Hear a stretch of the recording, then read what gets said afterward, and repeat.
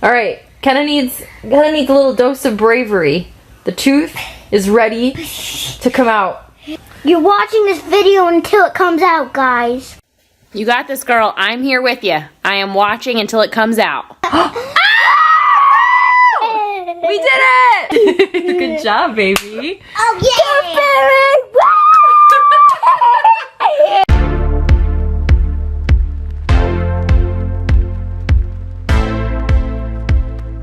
Hi, welcome to a very, very special edition of the 411. I'm Chris. I'm Diana. Michelle. I'm Eddie. I'm Marcus. And we have a very special guest. Dun, dun, dun. And I'm Matt Miller, the author of Ditch That Textbook, and I am super pumped to be on the 411 vodcast tonight. Woohoo! That's right, we have Matt Miller, author of Ditch That Textbook, and fellow Hoosier with us here today. And today, we're talking Ditch That Classroom. Say what? No, we're not talking about getting rid of the classroom, but we're talking about how teachers with summer coming up can grow professionally, but also relax and unwind, and so the best way to do that. So, for the summer, how do you balance the relaxation that's clearly needed, and also, it's a great time to grow. So how can we do that? I don't know about everybody else, but I know that the end of the year for me has been a sort of like clockwork every year. The last day happens. I end up being the laziest person on earth for like 2 or 3 days. I sleep like I've never slept before, recharging the batteries. And then I immediately realize I have all this time that I need to fill. See, for me, I think I've fallen into this same trap.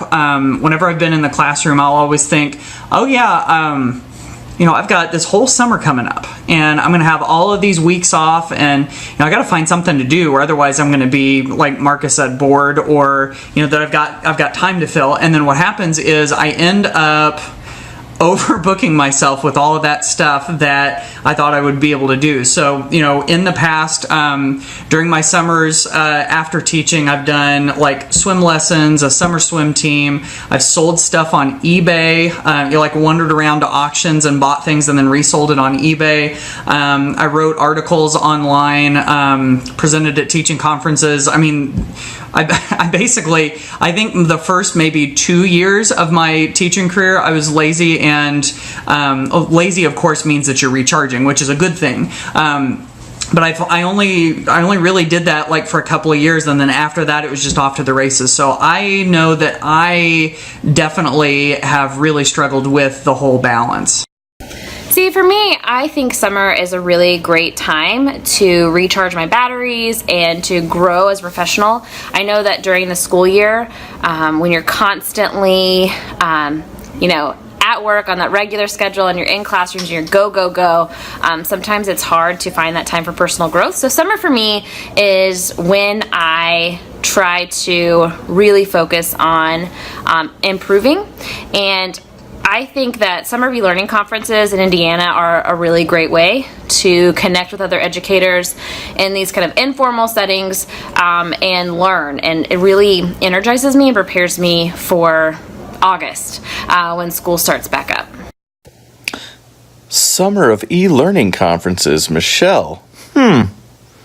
You don't say. Yeah, I just think it's important we take those 2-3 days right after school. My wife also teaches second grade, so we're entrenched as a family.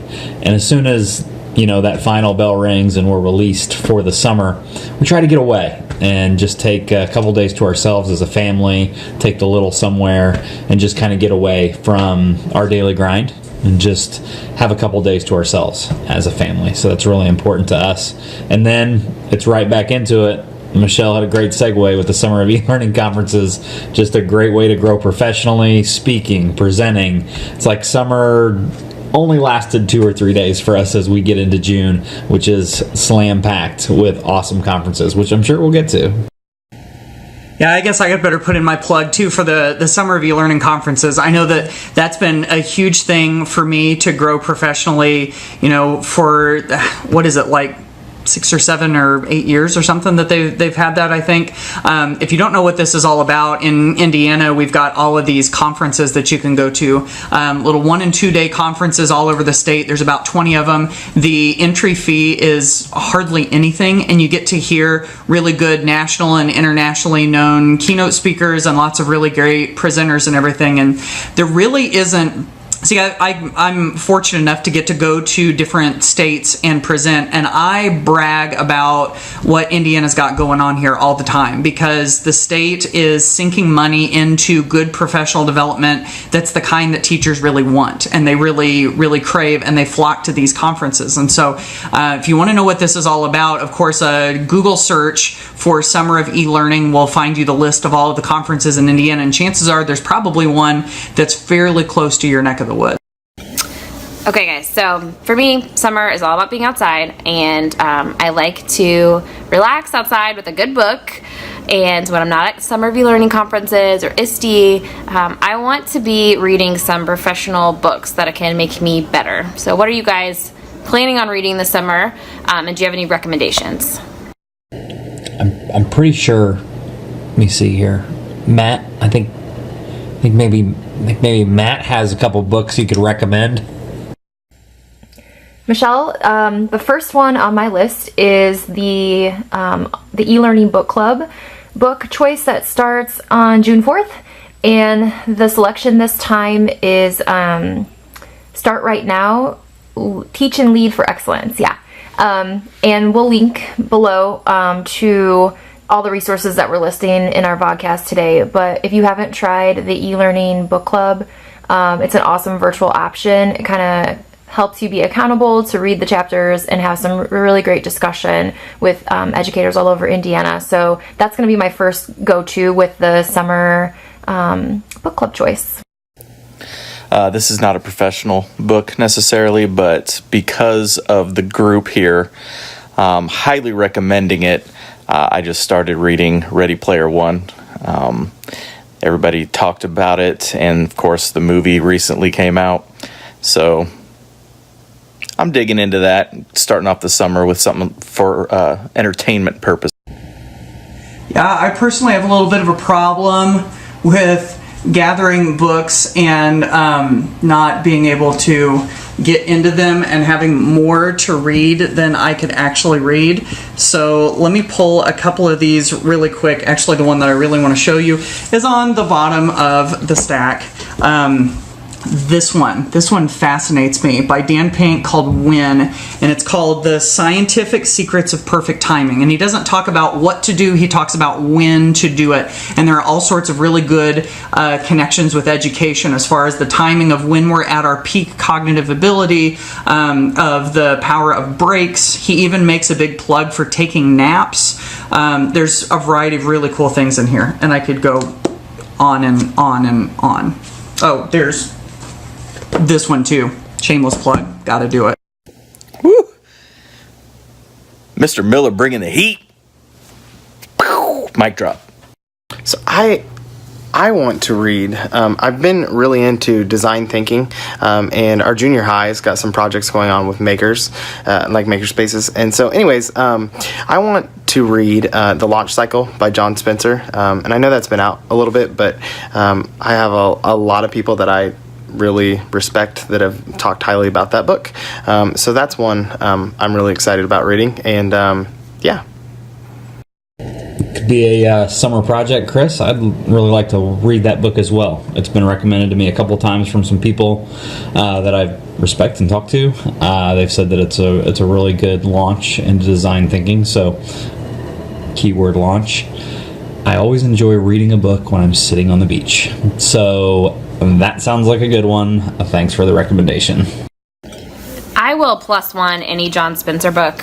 He's somebody I think that really gets it, and it's an easy read. Another one, his latest book with AJ Giuliani, is Empower, and so it kind of ties in with the design thinking, how we can empower students and help them really harness their creativity in the classroom. And it is more of a graphic professional book. It's a really fun one. It doesn't take too long. It is another great one to read on the beach if you are one of the lucky few that get to be sitting on a beach. I will be still in Indiana. Yeah, I mean, I love my professional books, and I've always got something going for that, but I'm gonna be honest, if I'm on a beach, I'm not sure that that's what I'm reading. I'll probably pick up a couple Stephen King novels that I haven't read yet if I'm gonna be on a beach. I hope I get to be on a beach. Oh, last year on the beach, I was breaking through the novels. So, Courageous Adventures, that one I read last year, and then Work Rules, Laszlo Block, which was awesome. Those are really two good professional books that I put down in a week last year. On the beach, great place to read a book. I don't know about all of you guys, but if I'm ever at a beach, I've 3 kids. Now, they're getting a little bit older, but like for many, many years of my life, there was no reading on the beach when I had the kids, because it was like, let's make sure my children don't drown and like wander off into the sea and they're not stuffing sand down their diaper or trying to eat random things and trash at the beach. So, you know, there's that. And I get very sucked into just reading professional books too, and I really need to break away from that. I don't do a very good job of that, but one sort of like side niche that I really like has to do with the kind of like the art and the science of speaking and presentation, because I do a lot of that now, you know, supporting teachers and working with teachers and doing professional development around the country. And so I've collected a couple of books that I really love. This one I've actually read a couple of times, called Steal the Show by Michael Port, and this really gets into the art and a lot of the fundamentals of presenting. So if you ever do any of that, I think this is a good one. And then this one I've just started getting into, and it's hilarious because it is Alan Alda, and you gotta love Alan Alda. And I love the title of this. It says, "If I understood you, would I have this look on my face? My adventures in the art and science of relating and communicating." And it's so much fun. And he talks about, he's done a little bit of research on his own about, you know, getting into the, like it says, the art and science of communication. So those are really good ones. So I think we could stay busy all summer reading books. What are some ways, we've talked about conferences, you know, what are some ways the average teacher can get professional learning and growth without reading a book or going to a conference? So, you know, online, what are some resources that are out there to find some free, easy ways to just grow? My nerd is going to show really quickly. I love a good MOOC. So if you're not familiar with MOOCs, MOOC, Massive Open Online Courses, and there are plenty of places you can go to find them. Coursera, Canvas Network. I like to take that chance to learn something new, even sometimes if it's not about education. Like I recently took a MOOC on game theory and economics, something I know nothing about. I thought it was interesting, and I learned so much and connected with other professionals. There are tons of education ones too, and you don't even have to finish a whole MOOC. To be completely honest, I don't know that I've ever gone through an open online course and made it to the end, but I think getting connected, jumping in, learning something new at any point in that process can be really helpful. So that's one place that I go to connect and maybe learn something a little new, and I have a little bit more freedom in the summer to make that happen. Raise your hand if Michelle's nerd just was like overpowering just then, if you think that was the case.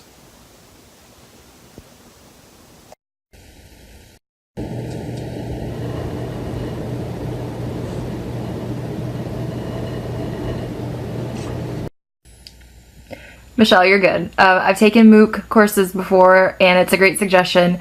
You know, that's coming from the guy who, the group rather, that's all into Ready Player One. So I don't know if we can be calling you a super nerd at this point. But if you want something a little bit shorter and maybe a little less time consuming than a course, I have to plug Twitter chats. Check out IN eLearn Thursday nights. Yeah, I think Diana's right. I probably have to revoke my hand on that one because I'm right in there with you. I also know that there's a lot of really good free video series and online summits out there. For instance, shameless plug here, I did just release a 3-video series about how you can amplify learning, like boost learning with technology. And it's got some real common sense, some strategies, some specific ideas you can use in the classroom. And if you want to check that out, it's at ditchthattextbook.com/series, like the 3-video series, ditchthattextbook.com/series. I do a yearly, I can say yearly now because there's been 2 of them, a yearly free online course called the Ditch That Textbook Digital Summit, but that's in December. And a friend of mine, Kim Strobel, who is an education consultant in Southern Indiana, is doing one this summer. I think it's in July, and she's calling it the Strobel Summit. And so she's going to have, I think, 6 or 7 different presenters. They're about, I think the presentations are, like 30, 45 minutes, maybe a little bit longer than that, where they just talk about interesting topics and the speakers lend their expertise. I think Hal Bowman is one of them. I got to talk to her about ditching homework. So anyway, if you want to check that out, a Google search for Strobel Summit, that's STROBEL, Strobel Summit. That's available in July and that's free. And then I'm kind of still in the works right now with the Q organization, which has conferences all over the place, more specifically in California and on the West Coast. And I think there's going to be a Q ditch book matchup to do a free digital summit this summer. So if you want to keep tabs on that, you can always go to ditchthattextbook.com and sign up for the email newsletter, and I'll be sending information out about that. So if you're into PD in your PJs, in your jammies with your fluffy bunny slippers and a cup of coffee on your couch or on your back porch, just watching whenever you feel like it, then those are some options for you. Okay, I'm going to put all of you on the spot. I know we all love Twitter and we all believe this is a really great way to learn new things. So what is one hashtag that you think our viewers may not follow that if they started following on Twitter, they could learn something immediately? And go. I'll say one that I'm more and more interested in is there's the hashtag ARVREDU that talks about augmented reality and virtual reality. And I think that some of the stuff that's coming through, I think we're still very much in early days with all of this, but some of the stuff that's coming through, I think has really cool potential. And I know from following that one, I have gotten some ideas on how to use this. This is a merge cube. This is the one where if you use it and you hold it in your hand and you look at it through your screen, then you're able to turn it into a million different things, which is pretty cool. So ARVREDU is one hashtag that I think is awesome. That's a great suggestion, and I'm definitely going to check that out, Matt. We actually just put in a HTC Vive virtual reality in our new junior high for next year. The principal wanted a digital playground, and I don't know if it's just like the greatest digital playground equipment or transformative in education. So somewhere along that continuum it's going to fall, and I am really excited about what that can bring. A hashtag I would recommend following, and I'm actually a secondary teacher, but hashtag KinderChat. I sort of believe that early elementary gets it as far as student engagement and just learning in general. And so I get a lot of really creative ideas from the early primary educators. So hashtag KinderChat, check that one out. I will let my Google show a little bit today. And obviously, me, a big fan. I even think, I've got my Google shirt on. Google, hashtag Google EI or hashtag Google ET, educational trainers, educational innovators, really will have a ton of stuff that either I've taken and modified or stuff that I didn't even know was out there as far as transformative in education. So any type of Google hashtag for education is awesome. EdTech team as well, so hashtag EdTech team. They obviously hold a lot of the Google Summits, and those are just phenomenal Twitter hashtags to follow for just really cool tips and tricks and tools, that the ways they're trying to transform education, especially the Google EI one, as they're trying to innovate some solution or problem in education. So you'll find a ton of stuff in those hashtags that will really get the ball rolling, I think, as far as you are professionally looking for some of those tools. All right, you guys know I'm the online and blended girl.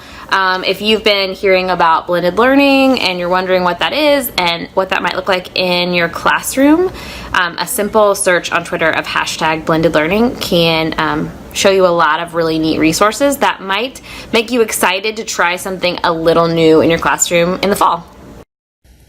And I will mention Go Open, the hashtag for the OER movement. Kind of speaks to my love of copyright and encouraging people to be using resources that are openly licensed and high quality and vetted and all of those things. So check out the Go Open hashtag for the Go Open movement. So since Eddie mentioned something about all things Google, I've got to throw out GT Tribe, which is the hashtag that goes along with the Google Teacher Tribe, which is a podcast that Casey Bell from Shake Up Learning and I do. It's getting a little fuzzy, isn't it? And it comes out on Mondays once a week, but the tribe is, all of the listeners, and they've always got great ideas and questions and new tips and tricks and all of that they're always sharing. So definitely check that one out for Google stuff too. Oh, that is a great segue to the next part, Matt. The Google Teacher Tribe is an awesome podcast. We'd love to know from the audience. Podcasts are an incredible way to grow and learn. So if below in the comments, we could have some of our audience share some of their favorite podcasts, either professional or non-professional, we would definitely be interested in that, and I know others would as well. So podcasts are fantastic. So this leads us to the next part of the 411. We always have a game portion, and so let's play some games. So the way this is going to be the work is it's just things I've learned on the internet. And Matt, I don't want to put you on the spot, but I'm going to put you on the spot. One of the things that the 411 in our research has learned from the internet is that you, sir, can apparently juggle. Can you confirm or deny this? And if you're going to say yes, be prepared to prove it. Okay, I'm not sure where exactly you got this information, where this came from, if you're like on the dark web or something doing searches about me, because I didn't know that was out there anywhere. But as far as the validity of it, can I confirm it?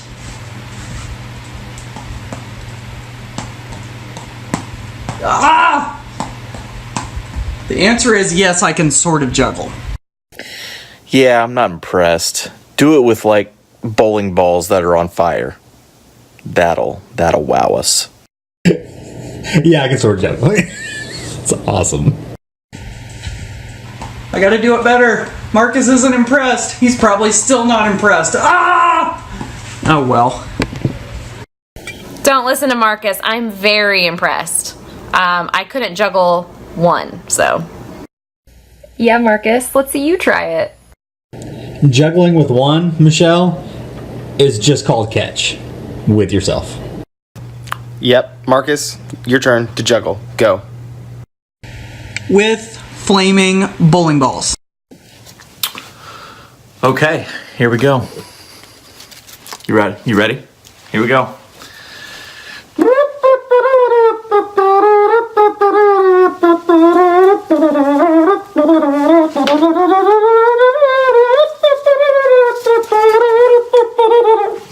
Ta-da!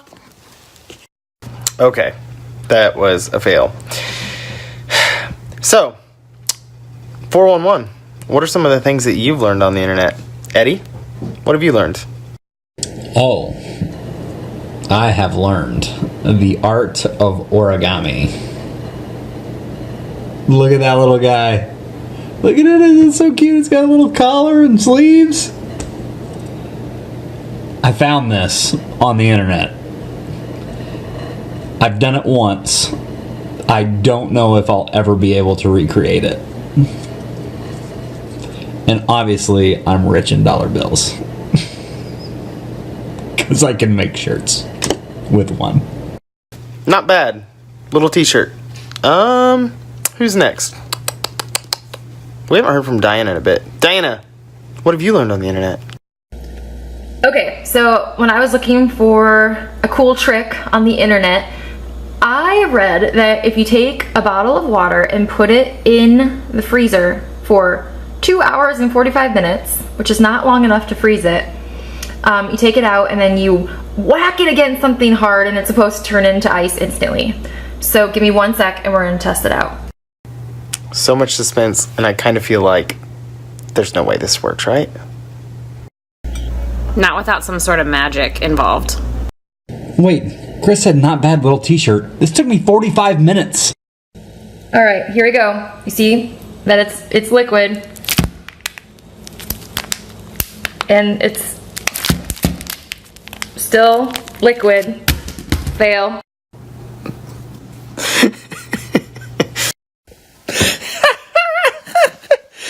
You'll believe anything you read on the internet. Gosh. Diana, aren't you the one that talks to us about information literacy? Did you find that from a reliable website? www.howtomakeice.com. Ooh, burn. Good one, Michelle. I think that means you're up next. What did you learn on the internet? So I learned something you could ask Siri. I'm sure we've all at some point spoken to some voice assistant, whether it's Siri or Alexa or whatever one comes on your phone. But listen to this. Siri, can you beatbox? Here's one I've been practicing: boots and cats and boots and cats and boots and cats and boots and cats and boots. I can do this all day. Cats and boots and cats and boots and cats and boots and cats and boots and cats and boots and cats and boots and cats. Pretend like you're not dancing right now. Okay, hotshot Marcus, what do you got? Show us your trick then. I was getting down. I was hoping you were gonna freestyle though. A little disappointed. I juggled, remember? I guess no one said it had to be impressive. All right, Chris, what do you got? What do I got? All right, I'm gonna have to bring it for Marcus and me both. I'm gonna carry the team. I have the world's greatest towel, like snap, you know, like locker room where you're like, pshh. So you kind of fold it. I'm gonna just show you here. Fold it over, kind of like you're making like a paper airplane here. And then I'm just gonna roll it, you know, just roll, roll, roll. So new polo to watch what's gonna happen. The suspense leading up to this towel snapping. Woo! Matt Miller tomorrow morning. I lost 900 followers.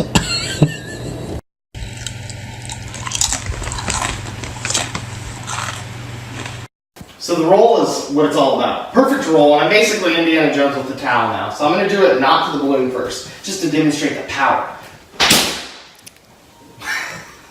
Like, I will never lose a locker room fight, ever. So check it out, here we go, the balloon.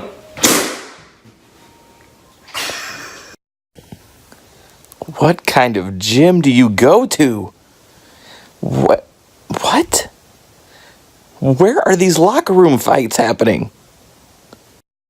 EdTech Fight Club. That is impressive. That was some power. I will never, ever make you mad. That was really good, my friend. Can I tip you $1?